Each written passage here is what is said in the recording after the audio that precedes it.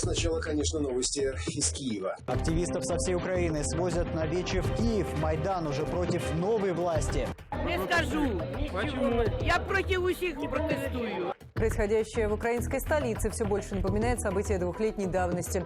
Хрещатик частково перекритий. На Майдані Незалежності збираються люди. Біля стели Незалежності встановлено один великий намет та кілька малих. Этот Майдан в огне, и терять им уже действительно нечего. Вторую годовщину революции гидности встретили в привычной манере. Костры, палатки, вырванная брусчатка.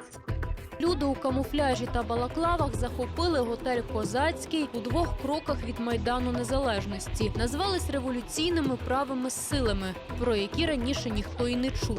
Майдан-3 драками и беспорядками отметили на Украине годовщину госпереворота. На вимогу журналістів праві революціонери зрештою змогли сформулювати свої вимоги – звільнити прем'єра і перезавантажити владу. Битые стекла и разгромленные офисы. Под раздачу попали 2 российских банка. Если хулиганов найдут, им грозит до 4 лет лишения свободы. Украинские власти всеми силами пытаются пресечь Майдан-3. Ніякого подарунку у вигляді силового сценарію і силового розгону цієї маргінальної збіговиська бути не може. За 2 года после госпереворота угробили страну. Реакція людей на такий мітинг неоднозначна.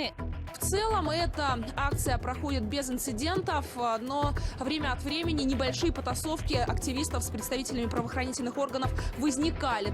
Что-то пошло не так. Площадь Независимости осталась практически пустой. Все спокойно. То ли не готовы здесь к новому Майдану, а может просто устали от всего этого.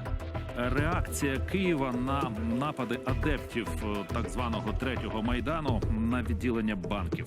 Столиця проігнорувала цей дебош, котрий активно піарила російська преса.